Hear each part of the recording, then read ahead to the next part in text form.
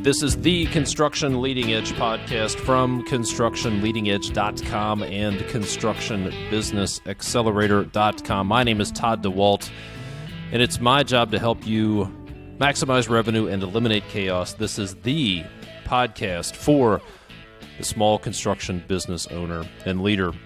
In this episode, I have an interview for you with Jill Thomas, and here's what you're going to get out of this interview. You're going to learn about what self-sabotage looks like and how you may be sabotaging yourself. One of the things I tell people that I talk to, especially business owners, is, quote, "You are your worst enemy," end quote. So we're going to talk about how you might be self-sabotaging. What does stress-induced anxiety look like? And Jill's going to explain how stress-induced anxiety is a learned response, which is good news because that means you can fix it. We're going to talk about fear, anxiety, the no problem problem. Jill's going to explain why the power of positive thinking doesn't really work, what's missing from that recipe, and you're going to learn about how you can start to solve your anxiety. So great interview coming up with Jill Thomas. A couple of resources I want to get in your hands before we get started. First of all, I'm having a live one-day advance event for business owners and leaders in Vegas on January 20th, 2020. It's the day before the Builder Show starts. So if you're planning on going to the Builder Show in Vegas in January, go a day early, get there Sunday night, come to the advance on Monday, January 20th. You're going to learn how to sell more work at higher margins. You're going to learn how to make your crews much more productive. You're going to learn lots of strategies, and there's a 10x return on investment guarantee. So check out all the details at constructionbusinessaccelerator.com/advance. You'll have the opportunity to spend a day working on your business with a small group of other construction business owners just like you. You're going to walk away with proven strategies that will help you systematize your business, make more money, and maybe the most important thing you'll walk away from that event with would be the relationships that you're going to build. You're going to have a network of relationships with other construction business owners. You're going to find out that you're not the only one dealing with those things. So get all the details for the Advance Vegas 2020. Go to constructionbusinessaccelerator.com/advance. And if you own a construction business or you run a project or you lead a crew, then you understand that communication is huge. Your job as a leader is to be a broker of information. Your job is to get the right information to the right people at the right time, at the right level of detail. And if you want to be able to cover your backside in the case of a dispute, you need to have a good record, a searchable, organized record of all that communication. And one of the best ways to do that, one of the simplest ways to do that without buying software that does a whole bunch of other stuff that you don't need, is Field Chat. It is the ultimate text messaging platform for construction sites. It alleviates what I like to call the Bermuda Triangle of information between the field, the office, and the client. And that's the place where information just disappears. I didn't know you wanted us to do that. We lost that change order. What happened to that request for information? I thought I asked you to fill in the blank.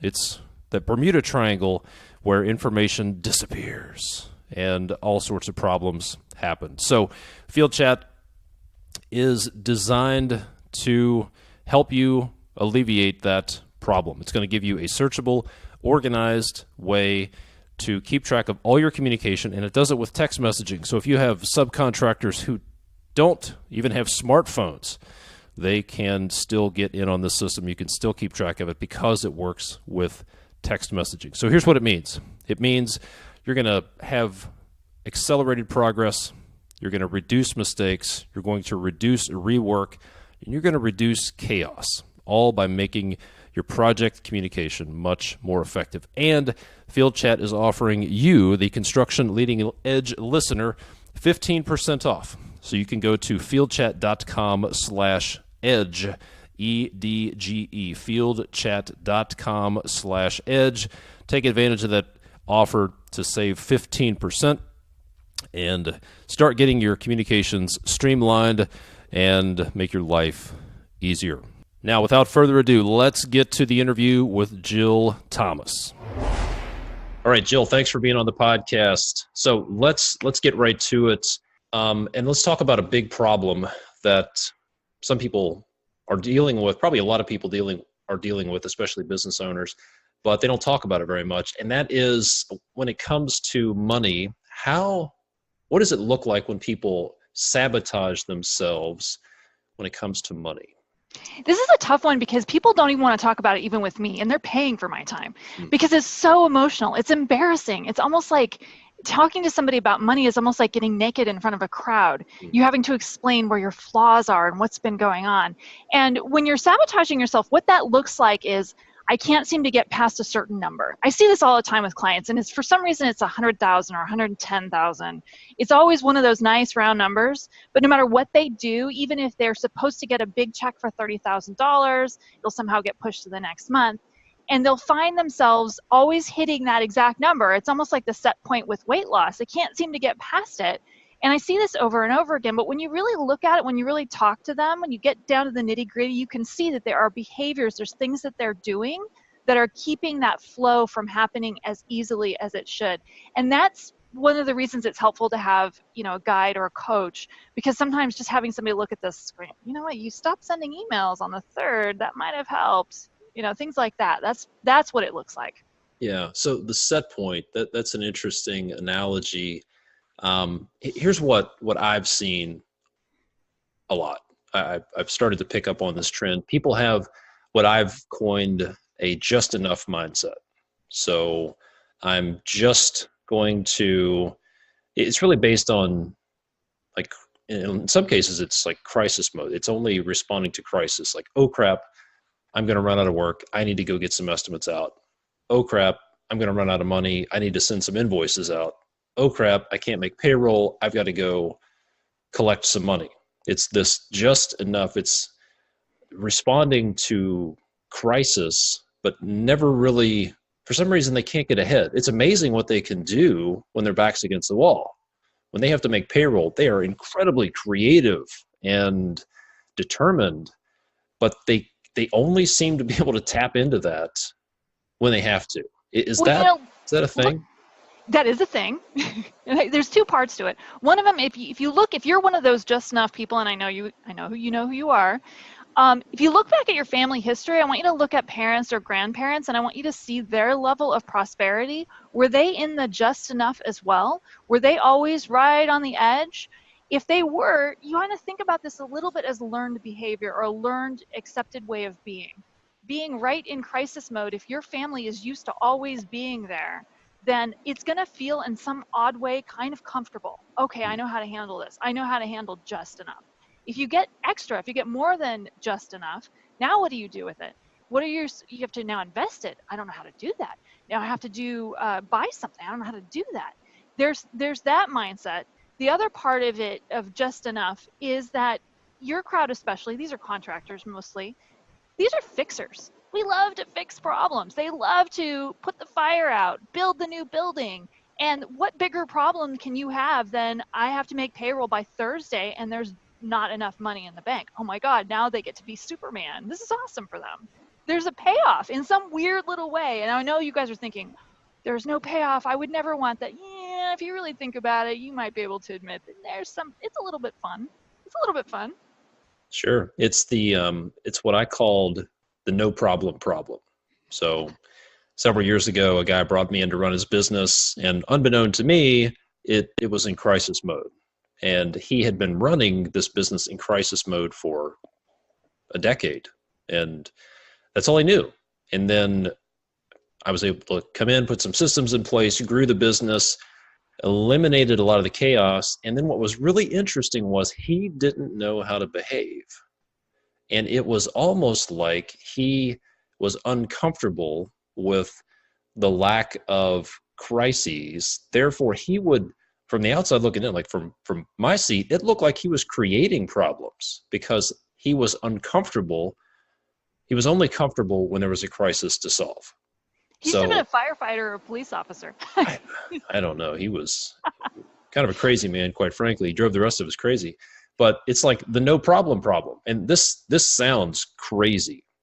But if you're listening to this thinking, that sounds a little crazy. If you look at it through the lens of, you have to look at things a little differently. And you might just find a lot of truth. So let's sit on this a little bit, like this creating problems. It could cause you to wait to take action until there's a crisis, right? Financially speaking, how else have you seen this? How else does this show up in people's lives in addition to money? So it'll show up a lot of times in relationships. I call it, somebody this is the person that will say, I hate drama, I can't stand drama, and yet they're the one creating all of the drama. Truth is, we love drama. We love it. It's fun. We all watch reality TV. Many of us do. Okay, me. But drama is kind of fun. It's a great book. If you're somebody that's craving drama, and if you find yourself doing a lot of this behavior, find something that satisfies that need. Your guy, the one who created all these little problems in his work, if he'd been my client, I might have suggested just, as a side gig to maybe volunteer at the fire department for one day a week. I mean, something where you get that need met for the drama so that you start to enjoy the fun parts, and then you can take that drama out of your work. But yeah, it'll show up in relationships. It'll show up, especially relationships, all over the place. It'll show up with your kids. It'll show up in money. It'll show up in the business. But there's some element of fun for these people. And I've even seen, I hate to say this, but I've even seen these people who love this stuff, and we all kind of like it, but the people that genuinely go out and create it, I've even seen them cheating on their partners because there's some fun element, not necessarily because they don't love their partners anymore, but because there's something fun about doing something naughty, or maybe getting caught. Find a healthy way to get that need met, or else it will find an unhealthy way for you, and you don't want that. Interesting. So you mentioned weight loss, like use the words set point and weight loss. Talk about that a little bit, because I think that's going to resonate. It's completely different than money, but probably rooted in some of the same stuff. So talk about what you found to be true there. So your unconscious mind loves numbers. Women can totally relate to this, but you may have a number in your head of a weight you can't seem to get past. And that same thing applies to your money. People will tell me all the time, as soon as my checking account starts to hit 10,000 or 100,000, it always seems to be one of those numbers, 10 or $100,000, something will happen, some big tax bill will come in, some unexpected problem, some big piece of equipment will break down, and they'll get right below that number again. It's interesting how our unconscious mind says, okay, this is where I'm comfortable, right here, right in this spot. It's almost like your receiving vessel, like your fishbowl is just too small. And that has to do with a lot of things. It has to do with family of origin. If your family always lived right on the edge, to some extent that feels comfortable. You know how to live that life. And in other ways, it can have to do with just not feeling like you deserve to have a lot. There's that imposter syndrome, and I'm sure you've heard about this. It's a real thing when we think, I am totally faking this. I am not as genius as I think I am. The truth is, you probably are. But we all feel that way sometimes, and we will actually sabotage our success to keep ourselves right at that level where we just feel just enough, just comfortable enough to where we're not starving, but we aren't able to buy that new house that we want. So fear of success, is that a real thing? And how does that show up? So I hear this a lot. It's either fear of success or fear of failure. I'm not convinced it's really either one of those completely. I do feel it has a little bit more to do with the family of origin. So fear of stepping out of the social norms. Now, anybody who's been a member of the underclass, and that's somebody that has been on food stamps, has been, welfare recipient, those people can tell you that it is very hard to even just move to the middle class, although you think, well, why wouldn't it be? It's because it's a whole new social group. It's a whole new set of rules. There's a different social system that happens even with the next level up. And if you're not comfortable with that, you can do things on an unconscious level to sabotage yourself from going to that next level because it doesn't feel safe. If I try to move to a new neighborhood, even if it's a better neighborhood, if I'm not familiar with the surroundings, I'm not going to feel totally comfortable the first week that I drive around in that neighborhood. The same thing is true with your mind and with your money. There is a level at which we feel quite comfortable. And if you want to move to the next level, you need to start hanging out in that neighborhood. Hang out with friends who have more money than you. See what that life looks like in order to achieve it, if that makes sense.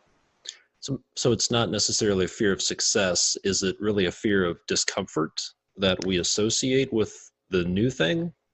Yeah, that's a great way of putting it. That's another way of putting it. I think of it as I'm used to this old way, and going into this new space feels very uncomfortable.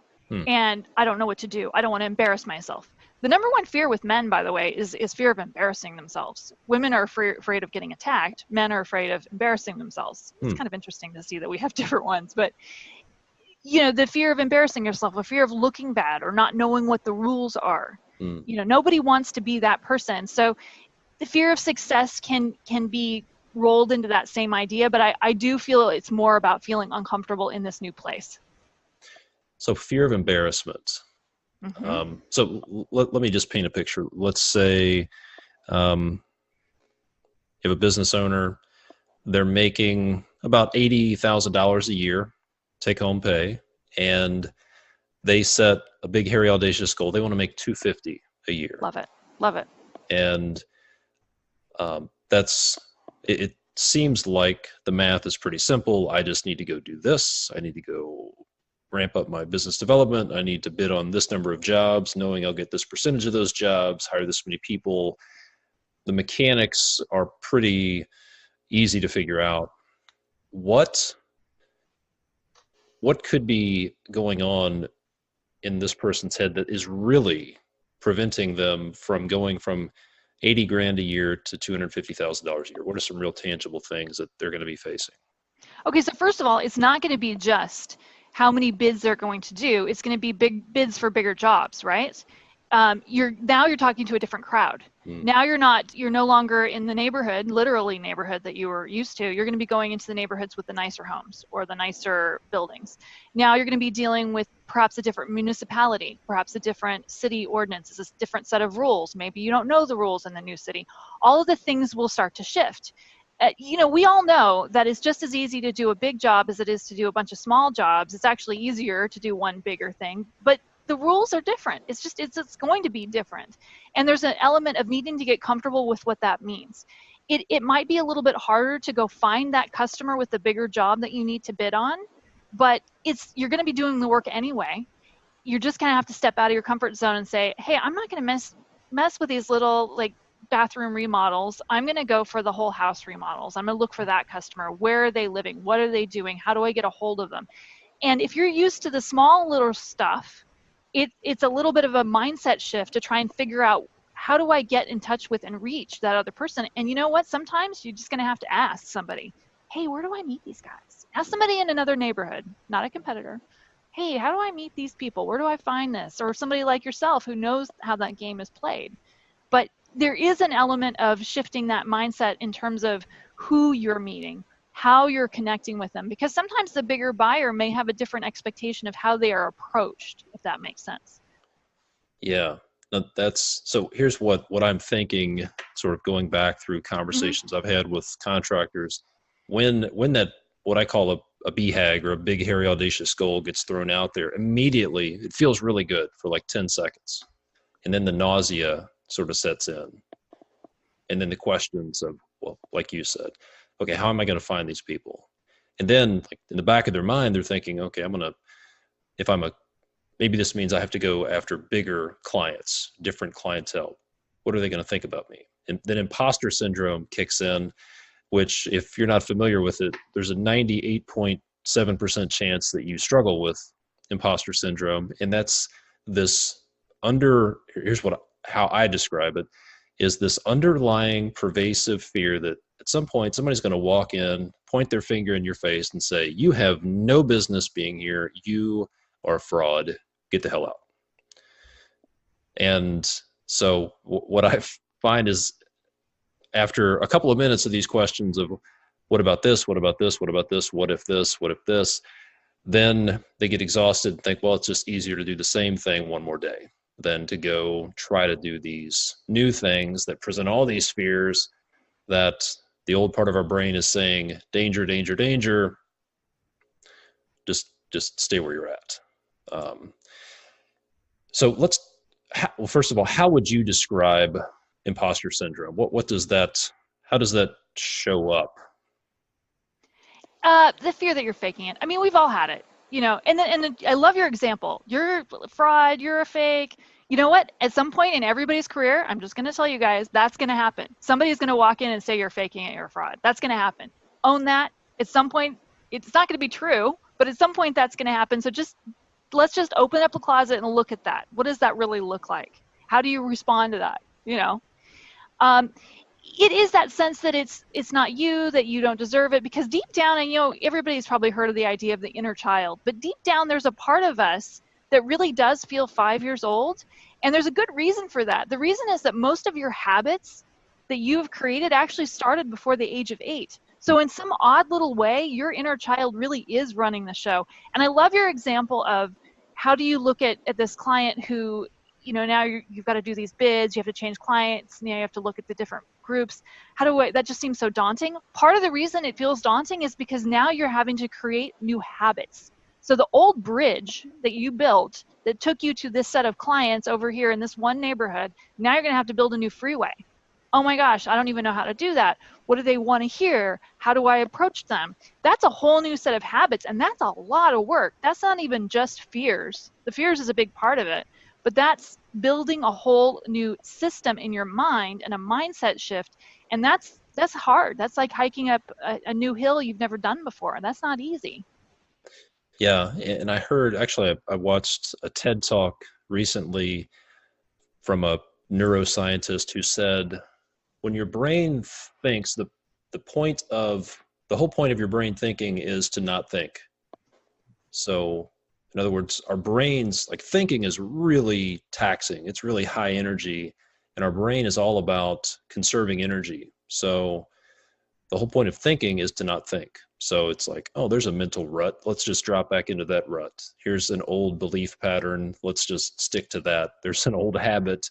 Let's just power down and go into power saver mode and just revert back to something that maybe it's really dumb, but we're going to do it. And I heard like my grandfather, who was a pretty wise farmer / entrepreneur, probably a millionaire. You wouldn't know it by looking at him. He said, Todd, poor people have poor ways. And it's easier to do the same dumb thing one more day than to change. And so it's like poverty is not necessarily just a financial condition. It's a mindset. Absolutely. And I love what you said. Depending on which study you read, it's 95 to 99% of our daily activities are habit-based. I mean, everybody drove somewhere to get where they are right now. Do you even remember doing that? And here's another odd example. If you've ever driven stick shift at any point in your life, even if it hasn't been for 20 years, you still put your hand on that gear shift every time you come to a stop sign. That's a habit. You never thought to change it because you didn't need to, right? It doesn't matter. But if you spend all of your life unconsciously living, and you're right, it is about not thinking, then the act of actually having to change those habits is so much work. And I love what you said about the poor mindset. It really is. The poor habits, the poor ways of being. It's a disease that's difficult to get past, but you have to if you're going to move to the next level. And you need to, not just for yourself, but for your kids, because the next generation is going to watch you and adopt those ways of being. And making a shift now in changing how you look at things could affect the next 10, 15 generations of people with your last name. Wouldn't that be amazing to do that work and have it affect one of your great, great, great, great grandchildren? That's awesome. Yeah, no, that is definitely the big picture view. I love that. So we talked about these are habits that you develop. I saw this statement on your website that I'd like you to expand on. Stress-induced anxiety is a learned response. What does that look like? What is a learned response to stress-induced anxiety? So I love the example of firefighters. My father was a firefighter for a little while when I was a kid, and he loved it. He would see a fire and he would run into the building, and it was awesome. He put it out. He got to be the big hero. That was a big part of something he enjoyed doing. And for him, that was fun, right? Other people look at a fire and go, hell no, I'm going to call somebody else. I'm going to deal with that. And they run, right? Anxiety is a learned response. A lot of times, I hate to say this, I hate to blame moms, but a lot of times we learn it from our moms. We watch how they respond to situations. I watched my dad respond to a fire with a little bit of glee, not in an unhealthy way, but a little bit of, oh, this is fun. I get to go do something I enjoy. Not like an arsonist type approach. No, not an arsonist. Just to be clear, not an arsonist kind of way. Just to be clear. But he, it was kind of fun. He got to do something he enjoyed, putting it out. And I got to watch that. So I was never really afraid of fire. I also got to watch my father, who owned multiple businesses when I was a child, enjoy the game of creating a business. And I got to watch that, and I wasn't afraid of it. But if you watch somebody, in traffic get anxious and start to get nervous, you'll see that behavior in an unconscious way. Your mind, as you're a little kid, because you're absorbing all this information, says, okay, if there's traffic, that's how we respond. If there's stress, that's how we respond. We respond with anxiety. Not everybody has that. Not everybody responds to life situations that way. Any learned behavior can be unlearned. And that's the key to healing anxiety, is to begin to shift how you look at it. Start to look at, what's going on in my life? How can I change this? Or maybe looking at traffic is just a way to, be able to listen to more of your favorite radio show. Yeah. So here are several of the biggest stresses that construction business owners deal with. Cash flow is a big one. So looking at the bank balance is a source of anxiety for a lot of people. I can remember when I had my own business, when cash flow was bad. This was years and years ago. Looking at the bank account was stressful. There was rarely good news. And even today, there's that learned response of anxiety. When I think about, okay, we need to take a look at the numbers, see how things are going. Although it's a completely different situation. Things are thousands of % better. There's still that anxiety. And one of the most, here's an unusual situation. Years ago, I worked in a very stressful situation. The culture of the company was toxic. The owner was a crazy man. There was just lots and lots of drama that you're talking about. There was like people spending 50% of their time creating drama. And I couldn't make some of this stuff up, right? I have a pretty good imagination, but some of the crazy shit that these people came up with, I couldn't make up if I tried my best. And I left after about 3 years. And every day on the way to work, when I got off the ramp, this tightness in my chest would develop. There was this physical response, like, just about to get to the office. What are we going to walk into? And that was a learned response. And then I left, and a few weeks or a month or two after I left, I got off that same exit. And guess what happened? That anxiety, that tightness in my chest developed because my body thought, oh, we're going here again. We're going back to this office. And I'm like, hold on, we don't have to deal with that anymore. So that was a habit or a learned response. So like cash flow is a big deal. Dealing with conflict, I think, is a big issue that causes people a lot of trouble. They have this anxiety about talking with clients, about bad news, or talking with employees. Selling, this is a big one. So let's talk about what sort of anxiety has been learned when it comes to selling. I just think of a great example of my dad. When I was a kid, he used to tell me, not to trust car salespeople because they're all evil, right? And then at the same time, when I was 16, I wanted to buy a car, and this car salesperson helped talk my dad into the most perfect car for me because my dad didn't want me to get it. I don't know if you guys remember the Honda CRXs. I don't know if you remember those cars. There was a really tiny little car about the size of a coffin. And but my dad didn't want me to get it because it was a sports car. And the salesperson actually explained to my dad the car had the slightly bigger engine than a small motorcycle, and that it would be hard for me to get it over 50 going downhill in tailwind. And it was perfect. But that was a great lesson for me, is to be able to see that this salesperson, he wanted his commission, but on a used car, it wasn't that much money, right? He wanted me to have what I wanted. And that was what I learned later on in life is to start to see sales not as selling something, but as an invitation to provide the best service possible. So if you're selling contracting services, you know, or I hope you know, that you are selling the best services around, that you have integrity, that you're not going to cheat the customer, they're going to get what they need. You have to stand in that power, and you're issuing an invitation. You're not selling anything. You're issuing an invitation for them to come and join your tribe and enjoy the experience that your company can provide. Stop thinking of it as selling. I'm not selling anything. I am inviting you to heal by using my products and services. You are inviting them to get the best experience possible by using your services. And I know it's anxiety producing because we don't want to be rejected, but they're not rejecting you. They're just rejecting the invitation. Just like when you asked a woman out on a date and she said, no, maybe she had a boyfriend, maybe she was a lesbian. It doesn't matter. You don't need to know why. It doesn't matter. You just issue another invitation to somebody else. And maybe they won't accept your invitation and they'll go with somebody who's not as good, and that's their prerogative. But you have to think of it less as selling and more as an invitation. There's something you said I want to go back to, though, about the bank statements. Part of why we have panics with the bank statements is the lack of trust in ourselves. So when you see that number is getting a little too close to your comfort zone, your mind says, please do something about this. This is really serious. And it may just be that it's not trusting you to go out and make rain, right? And there's a little bit of, I need to trust myself, or I need to also trust that if I ever go below that line, nobody's going to die.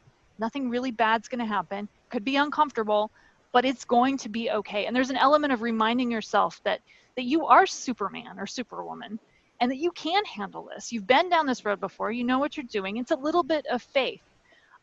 Conflict is difficult because you know, in a way, as a contractor, you're a doctor. Sometimes a doctor has to tell a patient that they have cancer, or they've got dry rot behind the walls of their kitchen, and that kitchen remodel is going to cost twice as much, but the kitchen will be there for 50 years instead of 10 years, right?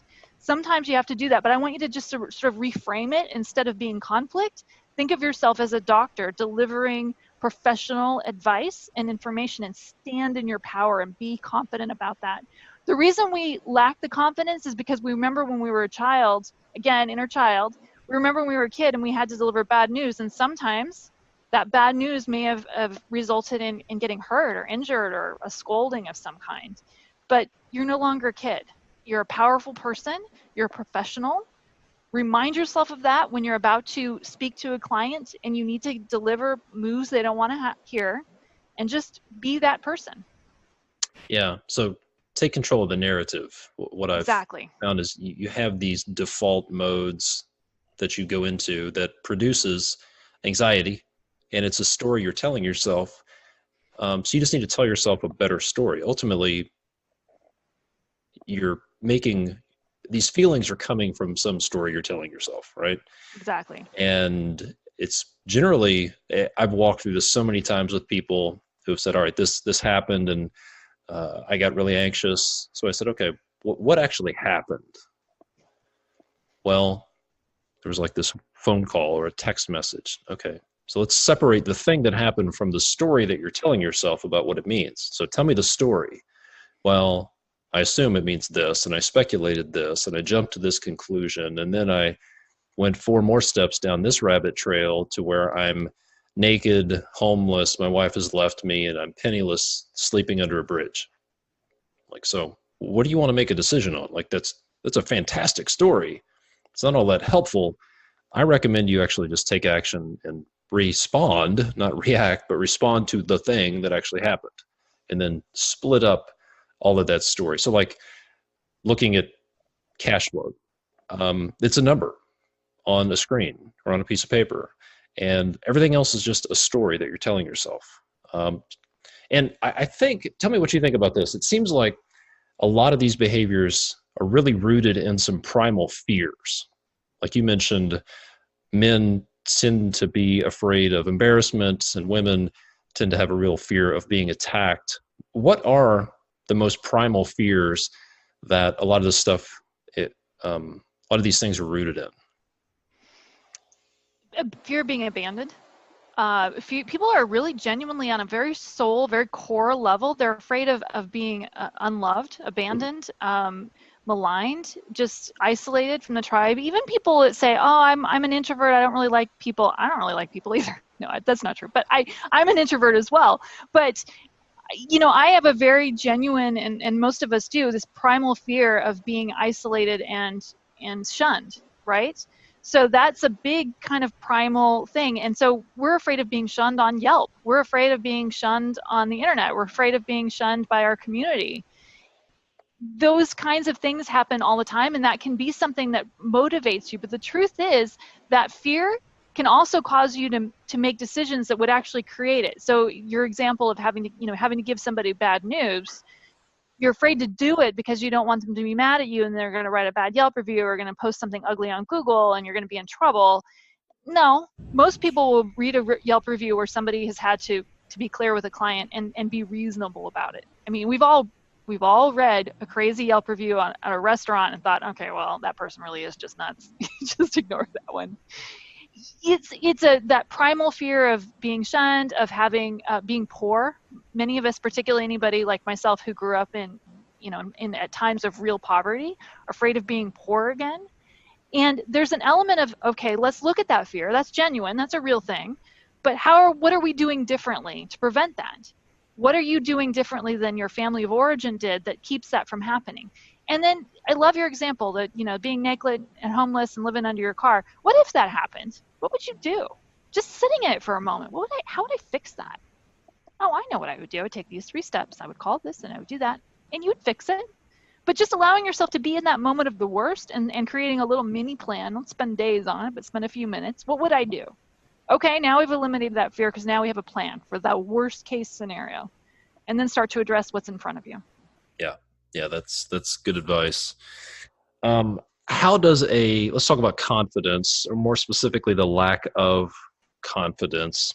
How does a lack of confidence hurt a business owner or a leader financially? I'll give you a great example. I had a plumber a few years ago who had a lack of confidence, and it was around a certain amount. I can't remember the exact amount. I think it was like $10,000. Anytime he was going to bid anything over $10,000, he would start to lose his confidence, and he would usually either not bid on it or underbid, so it stayed under 10 and lose money at times even. It was because when he was a kid, he had created this belief that $10,000 was a crazy amount of money. You should never spend more than $10,000 on anything. And he had a lack of confidence around that. Now, this particular plumber, I knew him. I'd known him for a long time. He was really good. He had a lot of integrity. This is the kind of person you should feel comfortable having in your home and in your business because he wasn't going to cheat you.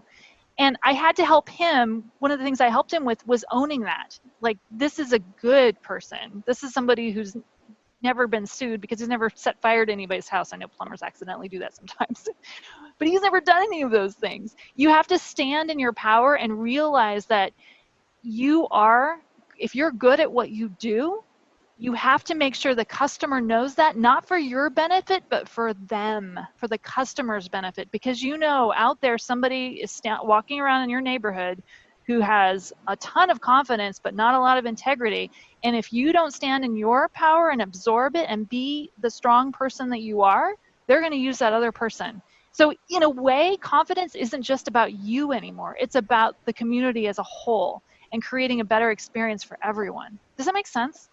Yeah, that's an interesting way to look at it. And so it's sort of like you have another way to say it maybe is you really have a moral and ethical obligation to tell people the truth about what's going on, because there are people out there who are on the inverse of that scale, high confidence, low integrity, low skill, and they are unfortunately taking money from clients and giving them a really bad experience. So it's your moral and ethical duty to talk about what you're doing and be confident. Yeah, you're actually the way I tell people is, if you are not talking about your business, if you're not trying to grow your business, if you're not trying to serve more customers, then you're being selfish. Because the only person you're thinking about is yourself. Because if you were really concerned about serving more customers, then you would grow your business. If you were really concerned about creating a great place for more employees to work, you would grow your business. If you really wanted to have a positive impact on your community and make more money so you can give to nonprofits and churches and charities and organizations, you would grow your business. So the only person you're thinking about if you don't want to grow your business is you. I love that. I'll give you another odd example from my own life. Years ago, there was a mechanic that I went to. I used to take my car into this place all the time. I got to know them. And one day I brought it in and I said, I don't know what's wrong with it. And he said, okay, I can tell you the list, he's flipping the pages, is so long that it's not even worth it. Here's what you're going to do. You're going to drive this car really slowly to the Toyota dealer. I don't know what I was interested in. Don't make any sharp left turns. Go really slowly and be very careful and just take whatever their car they'll sell you. And my whole family has used this mechanic now for 25 years. Now, I know it took a lot of work for him to say, look, I could take all of your money and fix this car and make it drive for another 2 days, but it's not worth it. Go and get a new car. And that was him stepping in his power. And the result was everybody I know gets told that this is the place to go and get your car done. Even though I know he's a little shy guy, he's really good and I know I can trust him. But that is about stepping into your power and being the integrity person that you are and knowing that it isn't just about you. It's about the bigger picture. Yeah. And that's flipping that script, coming up with a different narrative. We have this belief pattern that being confident means being cocky and arrogant, but being confident actually means it's something completely different. It's not about you. It's about serving other people. Yeah, good stuff. All right, so we've talked about a lot of problems. We've talked about imposter syndrome, how we tend to shoot ourselves in the foot, self-sabotage, this just enough mindset. What are some things that people are trying, solutions they're attempting to use to solve these things that just aren't working? Do you see some common trends, like people are trying this and it's just not working? I love the power of positive thinking. I think it can be really helpful, but I don't believe using that to the exclusion of looking at not looking at things that are negative. So it's okay to say something sucks. It's okay to say that you're bothered by something. It's okay to say you're afraid of something. I hear all the time, cancel that, I don't want to put that out there, and pushing and focusing only on the positive. And I'm all for focusing on the positive, but we do have to clean out the closet. And we do need to look at why we feel this way. Because that underlying feeling, those emotions, which are just energy, and it's just chemistry. Emotions are just chemistry. It's your body. Create it yourself. If you're not looking at the why you're not doing those things, you're going to be causing problems for yourself. So instead of just saying, I'm just going to ignore my negative feelings, I'm just going to ignore my upsets and focus only on the positive, you're going to miss the bigger picture. You're going to miss the it's almost like programming code. Anybody who's ever done programming, you've used a computer, you know this. There's a line of code in there that says, go to the next screen if you click on this one button. If you don't clear that code that says you don't deserve to have good things, or you don't deserve to make over $110,000 a year, if you don't clear or look at what's going on underneath, you're going to miss the bigger gift. And you're going to keep just piling good and good and good onto a rotten beam, essentially. And you have to look at the stuff that's not working too. That's a mistake I see a lot of people making. Yeah, that is really good. I call that mental malware. It's somebody hacked my website a little over a year ago, and oh, geez. I hope there's a special place in hell for website hackers, because they somehow got into my website and they basically created a website within a website, and it was running all these scripts and code, all of which were intentionally designed to cause problems. I don't know what they were doing, but it wasn't to help Todd out. That much I know. And I tried to fix things. I paid various people to come in and fix it, and they would say, yep, it's all clean. And then not long after, it got screwed up again. Somebody would try to add something to it, take something away, and it never got fixed until somebody said, oh, you've got malware on your site. And it's the same way with us. If we have this mental malware, we have these things running in the background. I heard Scott Adams, actually, the author of Dilbert, brilliant guy, by the way. He's written a great book, But he says that we are basically moist robots. And we're just running on these scripts and programs that we have. And you're exactly right. If just like my website was screwed up until somebody said, hey, we have to clear this malware off, I have found that what you've said to be exactly true. You can actually save yourself a lot of time by skipping all of the dealing with the symptoms and get straight to the problem. Like, and I love the way you said it. We have to look at why these things are happening, not just what's happening, but really get to why. So what, if somebody is saying, okay, I get it. Todd and Jill have beaten me up. This is really uncomfortable. I'm basically looking in the mirror. I feel like somebody's like shining a spotlight at me and can see every little freckle and nook and cranny, and I'm really uncomfortable right now. So let's talk about solutions. If somebody wants to get started trying to solve some of these things, get this mental malware off, what can they do? What can they do? Where do they get started? So first thing you need to do is look at your life, right? Is there a particular number you can't seem to get past? Are you sabotaging yourself? You need to begin to think about investing in a coach to help you. There's something about the outsider. I can't tell you, if you go right up to your wall right now and you look at your wall and you just look at it, you're going to see this texture. You're not going to know what it is. But if you step back, which is what a coach would help you do, when you step back, you can see, okay, it's the beginning of a window. Okay, I can see that it's painted white. I can see there's just so much that an outsider can help you with. I guarantee if you're sitting in this place right now, you probably have the underlying belief that you don't deserve to be happy, or you don't deserve to be wealthy. You don't deserve. You may have heard your parents say that to you, particularly if you weren't the first of the children, if you were one of the younger ones. You have to start by looking at your life and looking at the manifestations and looking at what you've created and being honest. Are you happy in your relationships? Are you happy with your stuff? Are you sabotaging yourself? And then owning it. Okay, I have these problems. Maybe they didn't come from me. Maybe they started earlier on in life, but taking responsibility for it. Okay, this is here. I have to fix it. How do I do that? Coaching and counseling are really good. I do like coaching because I feel like it's less about crying and feeling bad about yourself and more about, okay, let's look at this and we'll just kind of find some creative solutions. I love hypnotherapy. Obviously, I'm a bias because that's what I do. But we actually just begin to look at the unconscious mind and say, what's running the show? And sometimes people will come in and they actually can tell me, look, I created this belief. I don't know when, but somehow I've created this belief that I shouldn't have good things. Okay, well, that's easy. Now I know what it is. We can fix that. Start by really looking at it first. That's going to be your first step. And then creating some new beliefs. Yeah, excellent. So let's take an example.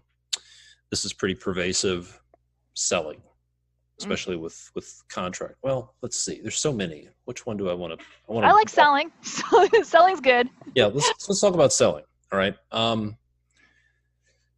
If someone is struggling to sell, I'm thinking of one of my clients who is really struggling, and frankly, no matter what we've talked about, he's really struggled with going out and drumming up new business. Like, there's just some kind of block there about going out, networking. Like, once the transaction gets to a certain point where it's time to put an estimate together, great. But actually physically getting up, making a phone call, walking into somebody's office and introducing himself is a big block. And it's kind of a mystery. So how would you advise, what's the process that you would take him through? I would ask him about his beliefs about salespeople. I would ask him if he believes on any level salespeople are bad, or that I'd be willing to bet money he's got that belief that salespeople are bad, that there's some kind of shystery, sneaky thing about it.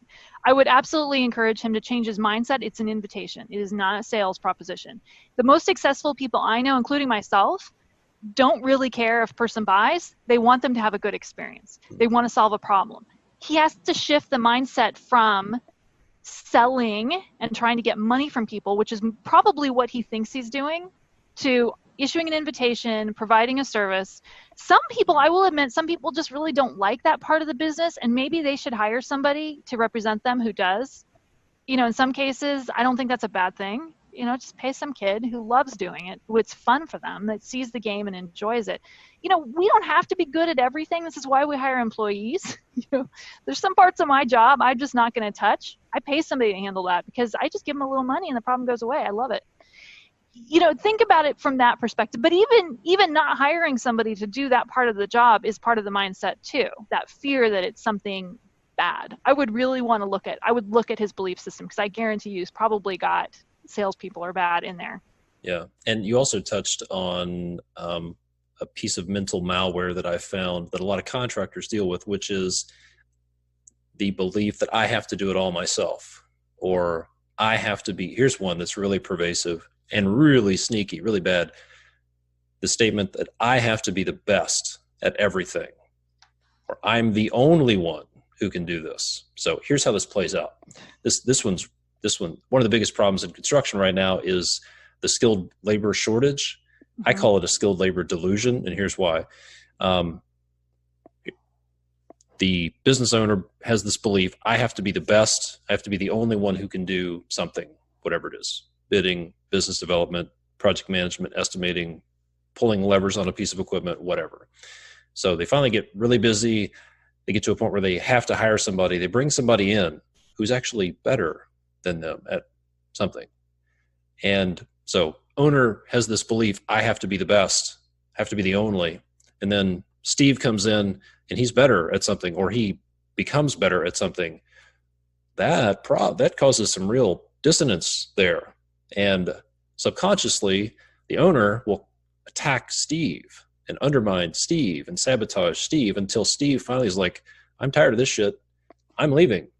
I can go do this somewhere else. And then the owner says, you know what? You just can't find good help these days. I could just picture the scenario, and I can also picture what created it. I would be willing to bet money if you talk to that person that in their household, dad was in charge, like really in charge, and was very uncomfortable with mom, like going outside the home and working and earning a living, and would have been really uncomfortable with mom making more money, because there's this underlying belief that they are the best. Allow that person to just step in their power and say, I'm the best because I'm the business owner. Everybody knows the stories of Henry Ford saying, getting up on stage and being questioned at a deposition and explaining that he didn't have to answer all of those stupid questions, because in his office, he'd just push a button and he'd get the most expert person in the world to answer them for him. He could do that because he had the money to do that. He was the boss. Allow yourself to step into that boss role and enjoy that feeling of being in charge by being able to be the one pulling the levers and say, I hired Steve. He took care of that for me. I'm able to do that and not have to do those stupid little, well, not stupid. Social media marketing is not stupid, but it can be something really difficult if it's not your thing. Mm-hmm. Allow yourself to be in the power that way. But I'd be willing to suggest that he needs to look at the power, that person would need to look at the power dynamic in their own household and see if there was a belief, particularly with their dad, that it was uncomfortable allowing somebody else to be in charge. And that's a tough one to get past. It really is. But it starts by just owning it. It really is hard, though. I know that one. Yeah. I watched a talk by Chris Gardner, who was the subject of the movie The Pursuit of Happiness. Will Smith played Will Gardner, who was a homeless guy. He and his young son lived in train station restrooms for a year. Ultimately, Chris became a stockbroker and became wildly successful, but he was homeless for a year. And he said it was not unusual to be locked in this bus station or subway restroom. He's there in this tiny little restroom, the door's locked, he's with his son, and he's looking at a mirror, which is a shiny piece of metal because it's this public restroom. He's staring at himself, and he had to ask a really uncomfortable question, which is, how did I get here? And the answer that was even more uncomfortable, maybe even more brutal, was he said, I drove here. And that was the first step to getting out of that situation. He had to take ownership, like you said. He had to realize, I drove here, I got here. And if you want to get out of a situation, get somewhere else, you have to first own that you drove there. Otherwise, you're going to blame other people. It's going to be somebody else's fault, the economy, Donald Trump, Hillary Clinton, whatever. You're going to blame everybody else. But the first step, if you want to fix it, is really take ownership. And that really sucks. It's uncomfortable, but that's what you got to do. And I tell people, like, this process we're talking about, like, self-awareness is like hugging a porcupine. The closer you get to self-awareness, the more uncomfortable it becomes. And a lot of people just bail out. They run from it, and they never change, unfortunately. So, well, I want to be cognizant every time. This has been really enlightening. I love talking about this stuff. So you've got an audience of construction business owners and leaders who are out there really dealing with challenging things. What's something that we perhaps haven't talked about today that they really need to know about? What's a message that you feel like you want to share with them? And then I'll give you a chance to share more about exactly what you do and where people can go to connect with you. But what's that message that you'd like to get out to these folks? So the number one thing I see clients for is anxiety. And I bring this up because it is one of the things that people are also going to medical doctors and getting drugs for. Now, I'm not anti-drug. I do sometimes think that there's a place for that. But I want you to consider that there are other alternatives. And if you're experiencing anxiety, and I'm sure a lot of your listeners are right now, just know that things like hypnotherapy and counseling are really quick fixes for that issue, and that there is help for you. And I don't like it when people run to get a pharmaceutical response to this right away, because it is basically putting a band-aid on a problem instead of really addressing the problem. It's in a way like running, like you described. Like, I don't want to look at this. I don't want to see that I drove here. Don't be that guy. Don't be that person. Go and look and take a deeper look at what's going on. Anxiety with hypnotherapy, and me or somebody else, is actually a really quick fix. I mean, seriously, don't usually have to see a client for more than a couple of sessions for that. And I've seen people who've been on drugs, like hardcore drugs, for years. I want you to start to look at the bigger picture of how to solve these problems instead of looking at just how can I make this go away for now. Look at how you got here. It's if you're building a house, you're not going to build the attic first. You start with the foundation. How do I make the right foundation? And even if it takes a little bit longer, making the best foundation is going to create the best house overall. Look at yourself and think of your own foundation. Some of us have rotten foundation that really needs to be replaced. Start looking at that. I know it's hard. It's hard for me too. But if you do this, you can truly create a business that can be incredibly profitable and have an amazing life. But it's about being comfortable in that new place, if that makes sense. Absolutely. That's a great analogy. So if someone has like a rotten framing in their house, or they have some sort of foundation issue, let's say a good example would be if somebody builds a foundation on unsuitable material, bad soil, that situation's not just going to stay the same. Or if you have rot, it's not going to stay the same. It's going to get worse. And I can tell you, I have a family member who has been dealing with anxiety, not dealing with it, but suffering from anxiety for years. And she has unfortunately spiraled to the point where I'm not sure she can recover. And from a physical standpoint, she's fine, but she's checked out. And anxiety doesn't just, from what I've seen, it actually changes the brain chemistry. And I'm telling you, if you're dealing with anxiety, you need to fix it, because it's not going to stay the same. It's only going to get worse. And you're going to do yourself and your family a big favor by dealing with it. Just like if you find rot behind a wall, it's not going to stay the same. If you have water damage, it's not going to stay the same. It's only going to get worse. So go root out that mental malware. And then it's amazing. I'm a guy that dealt with anxiety. A few years ago, I was not happy with where I was. And I did a lot of this work, which was very uncomfortable. And I can tell you, I don't wake up with a sense of dread anymore. I don't wake up with anxiety. I don't have that pit or that tightness in my chest.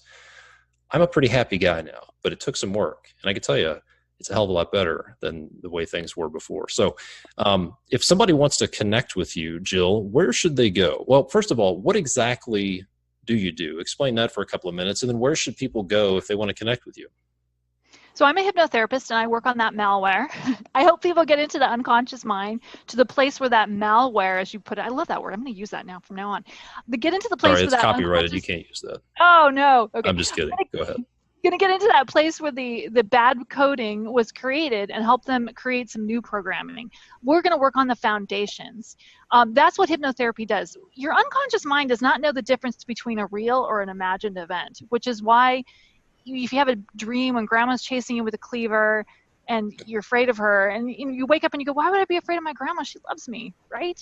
It's because your mind created that feeling from the imagery. We actually use that same technology of going into the imagery and help to release a fear of loss, help to release feelings of anxiety and change that habit of responding to stressful situations with feelings of anxiety and make it something more positive, like responding to feelings of stress with the desire to go for a jog, or the desire to come up with a solution, or the feeling that you can really fix this. There's an empowering feeling about fixing a problem.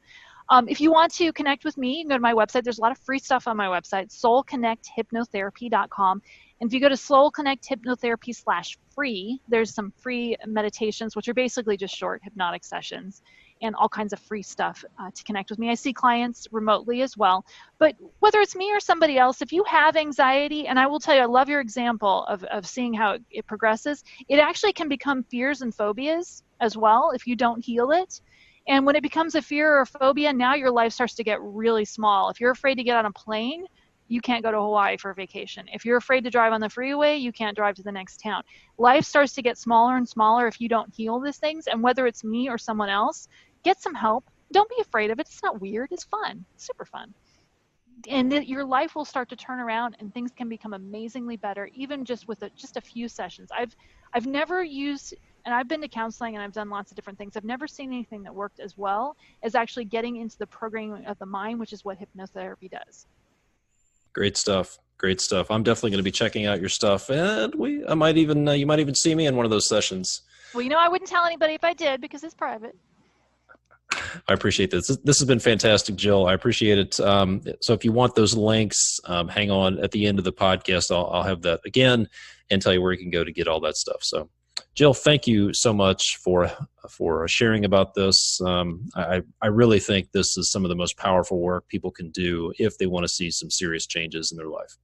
Well, thanks, Todd. Thanks for doing what you do, because people really can fix a lot of problems if they start to look at the underlying issues. And I'm very glad that you're doing this kind of work too. Be sure to go take advantage of the resources that Jill has available at her website. And here's the thing about anxiety. Here's what I've learned about anxiety. Anxiety is a lot like mold or rot. It doesn't stay static. You either fix it or it spreads. And another way to put that is either you are beating anxiety or anxiety is beating you.